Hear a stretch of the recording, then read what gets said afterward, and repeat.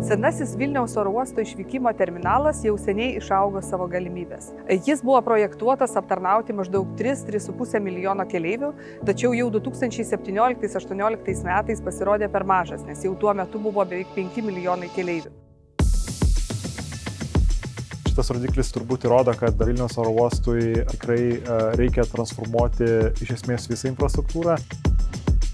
Vietos trūko viskam, tiek keleiviams, daugiau reikėjo registracijos stalų, daugiau aviacijos saugumo patikros postų, daugiau paslaugų, daugiau laukimo vietų prie vartų. Buvusi jau ta įranga, kurią mes naudojom, jos modernizuoti perspektyvų jokių neturėjom, tai mums reikėjo visiškai naujo ploto, naujų erdvių, kitaip struktūruotų tam, kad galėtumėm užtikrinti tuos pralaidumo parametrus, kokių mums reikės. Tai atitinkamai projektavom šį terminalą tam, kad atliepti jau tiek dabartinį lūkestį būtent keleivių, tiek ir būsimą augimą.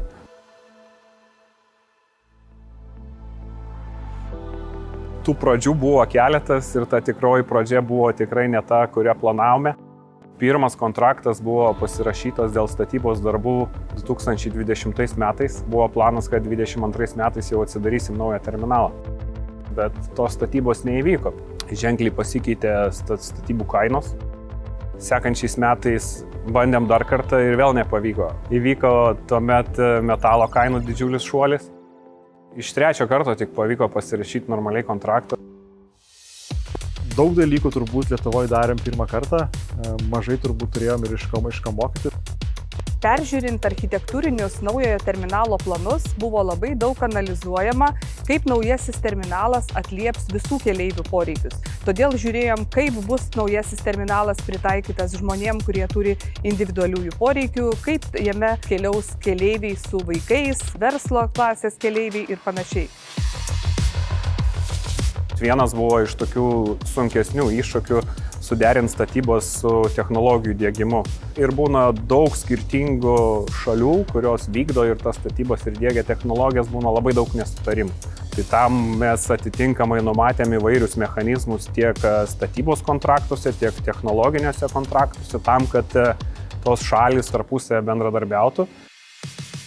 Projektuojant naują išvykimo terminalą, labai susifokusavom į patį terminalą. Tai yra registracijos salė, bagažo salė, laipinimo vartus ir kaip atrodys laipinimo galerijos į lėktuvą. Tai kažkaip į tą buvo skiriama tam mažai dėmesio ir paskui eigoje pasižiūrėjom, kad nėra rastas pats geriausias sprendimas. Projekto komanda rado savyje jėgų ir galimybių papildyti projektą ir įrengti galerijas tokias, kokios būtų labai patogios ir geros keliautojams. Pats planavimas naujų technologijų naujam išvykimo terminale prasidėjo dar kol net pamatų nebuvo. Turėjo vykdyti mūsų tiekėjai pagal sutartis, kad įranga kaip pavyzdys atvažiuoja ne per anksti ir ne per vėlai. Bet projekto metu tiekėjas mus informavo, kad dėl tam tikrų komponentų trūkumo jie vėluos pagaminti įrangą mėnesį laiko. Įrangą gamino Indijoje ir reikėjo pakeisti pristatymo būdą iš plukdymo laivu į skraidinimą lėktuvu. Tai tam, kad per daug neišardžius įrangos ir sudėjus ją į lėktuvą, kalbant vien tik tai apie 5 tos įrenginius, kurie sveria po 900 kg, kad viską gražiai sudėt, išbalansuoti svorį ir panašiai, tai buvo tikrai labai nemažas iššūkis. Vienas sudėtingiausių, manau, buvo etapų būtent centrinės aikštės pertvarka, stoginės tuo pačiu įrengimas. Pamatai didžiuliai, ta prasme, ir šalia važinėja visa technika, inžinieringą kloja ir po to asfaltuoja. Tai buvo įspūdinga žiūrėti ir tiesiog atvykstant į darbą, tu kiekvieną rytą matydavai tą progresą, tiesiog akyse keisdavosi tą aikštę.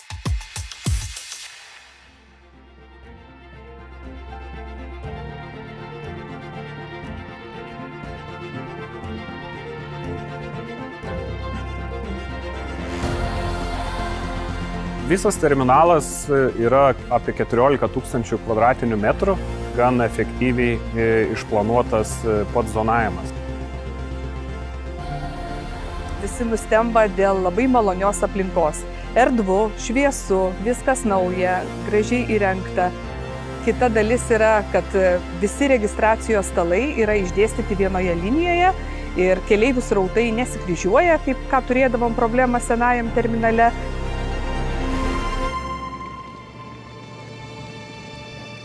Aviacijos saugumo patikroje keliautojams su mažais vaikais yra atskira šeimų eilė. Taip pat bus įrengtos ir erdvės, kur vaikai turėtų daugiau užsiėmimo. Aišku, daug labai naujos, modernios įrangos. Esminės technologijos, kurios ir sudaro visą išvykimo terminalo pagrindą, tai yra bagažo valdymo sistema, kuri yra integruota kartu su dirbtiniu intelektu paremtais sprogmenų aptikimo įrenginiais, kurie įgalina 4 saugumo lygius. Taip pat nauja bagažo valdymo sistema įgalino ir savarankiško bagažo atidavimo galimybės.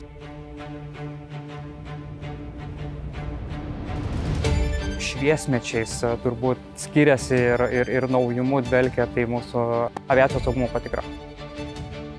Tai mes turim 3 standarto įrenginius, ar ne, vėlgi, kurie generuoja rankinio bagažo vaizdą ne 2 plokštumų, ar ne 2D vaizdu, bet 3D. Dabar mūsų keleiviai gali neišsiimti kompiuterių, dėl to, kad vaizdas generuojamas 3D, galima jį pjaustyti, galima įvairias funkcijas naudoti, tyriant turinį, gali atversti vaizdą ir matyti, kas yra tenai. Kokybinis šuolis informacijos pateikime, būtent skrydžių realiuoju laiku, tam įdiegiam ir LED vaizdo sienas, kurių turim netgi 3. Kelio radimo sistema. Tam įdiegiam šią sistemą, kad keleiviai galėtų susirasti kelią, kur jam nueiti, ar ne, galėtų tą kelią persikelti į savo mobilųjį įrenginį.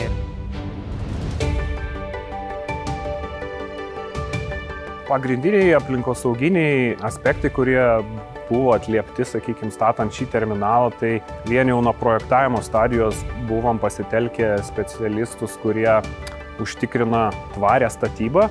BREEAM standartą, manau, kad turėsim very good lygio, kas yra, ženkliai aukščiau negu apskritai mūsų visi pastatai dabartiniai. Ta mes galėsim turėti po metų, kai grinai ištestuosim šį terminalą jau eksploatavimo sąlygom. Kitas svarbus dalykas tai energinė klasė, A++ kategorijos, visas šitas terminalas, kas realiai buvo mūsų kaip ekstra mylė būtent šiame projekte. Įdiegiam saulės jėgainę būtent ant šio terminalo stogo, kuri leis sugeneruoti elektros energijos grubiai apie 15–20% viso poreikio šio pastato.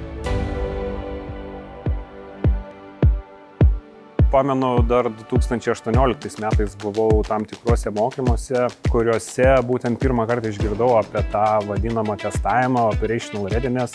Didieji oro uostai tą daro gan ilgai. Būna užtrunka ir metus, ir ilgiau, būtent pats testavimas, visų sistemų išbandymas, ypač kai tu sukuri visiškai naują infrastruktūrą su daug naujų technologinių dalykų. Tai mūsų testavimas buvo sudarytas iš 3 etapų. Pirmu etapu mes ištestuodavom atskirai kiekvieną įrangą, nežiūrint kaip jin sąveikauja tarpusavyje. Antrą etapą papildomai sudalinam dar į 3 mažesnius etapus ir taip jau testavom visą visumą. Jau bendrasis terminalo testas su mūsų savanoriais keleiviais vyko būtent jau visų sistemų aplinkoje, viso terminalo testavime. Kiekvienam taške terminalo buvo jis ištestuotas. Testavimo metu pirmiausia daugiau kaip 1000 žmonių atvyko išbandyti naujojo terminalo ir pasakyti savo grįžtamąjį ryšį, kaip jiems sekėsi. Mums labai svarbu buvo išbandyti terminalo pajėgumą, terminalo veikimą esant maksimaliam apkrovimui. Kaip veikia bagažo sistema, kaip veikia savitarnos sistemos. Taip pat žiūrėjom, ar keleiviams kelionės procesas yra intuityvus ir suprantamas. Ar aiškios nuorodos, ar aišku, kur eiti, ar jiem pakanka vietos. Po paskutinio testavimo dar nusprendėm šiek tiek patobulinti negabaritinio bagažo atidavimo, būtent 35 registracijos stalą. Trūko šiek tiek tam pralaidumo būtent tame taške. Aptarti galimi scenarijai, kaip būtent pagreitinti tą procesą.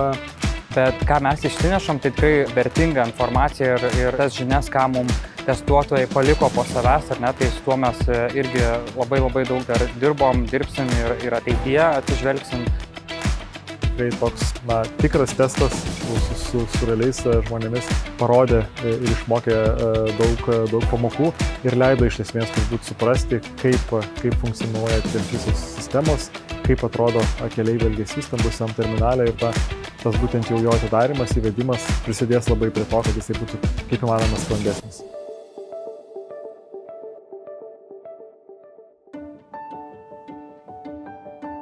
Atidarius naują terminalą, kurį laiką būdavo nuostaba, kad tai, ką daug metų matėme paveikslėliuose, pagaliau lygiai taip ir yra realybėje. Toks, sakyčiau, pats galbūt didžiausias, pažangiausias projektas apskritai mūsų istorijoje. Jis yra tikrai vienas iš moderniausių Europoje, vienas iš funkcionaliausių Europoje, vienas iš technologiškai pažangiausių Europoje ir turbūt vienas iš efektyviausių. Užsienio oro uostai labai stebisi, kaip per tokį laiką galima sukurti tokį projektą ir jį įgyvendinti. Atrodo, kad tas projektas užsibaigė, nes jį realiai nuo kapsulės įkasimo iki pilno funkcionalaus terminalo atidarymo praėjo lygiai 24 mėnesiai.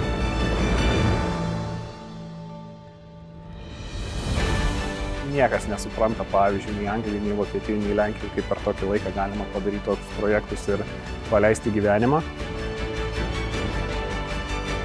Aš atsimenu tokią vieną istoriją, iš tikrųjų, ne vieną kartą teko organizuoti ir statybų metu įvairiausias ekskursijas ir apskritai sutikti čia svečius. Ir aš atsimenu vieną iš svečių komentarą, kai buvome dar tik tai pradėję statybas, tas žmogus išsakė tą tokį, sakykim, taip nuogąstavimą maždaug, kam jūs iš viso pradėjote šitas statybas, jau būtų žymiai prasmingiau nugriauti tiesiog viską pirmiau ir tiesiog statyti kažkur naują oro uostą iš naujo. Taip jau nutiko, kad tas žmogus iš tikrųjų apsilankė šitam terminale jau prieš pat jo atidarimą. Tai jisai priėjo prie manęs ir sakė, atsiprašau, tas rezultatas, kuris yra čia, gerokai viršyje tos lūkesčius ir mano nuogąstavimas, kam iš viso tai reikėjo pradėti, buvo visiškai nepagrįstas. Naujo išvykimo terminalo atidarimas mums kaip organizacijai yra ir testas, kad gautume iš tikrųjų turbūt pirmiausia visuomenės žmonių palaikymą tęsti Vilniaus oro uosto infrastruktūros transformaciją. Laukia toliau darbai esamam išvykimo terminale ir toliau dar po kelių metų atidarysim ir naują atvykimo terminalą. Šiuo metu esame architektūrinės idėjos konkurse, o toliau jau seks vėlgi tie patys projektavimo darbai ir vėliau jau statybos. Tai siekėsi iki 28 metų pastatyti ir atidaryti naują atvykimo terminalą, kuomet tiek atvykimo pajėgumai sutaptų visiškai su išvykimo pajėgumais, tiek keleivių patirtis, tikim, kad pakiltų dar į naują lygį Vilniaus oro uoste.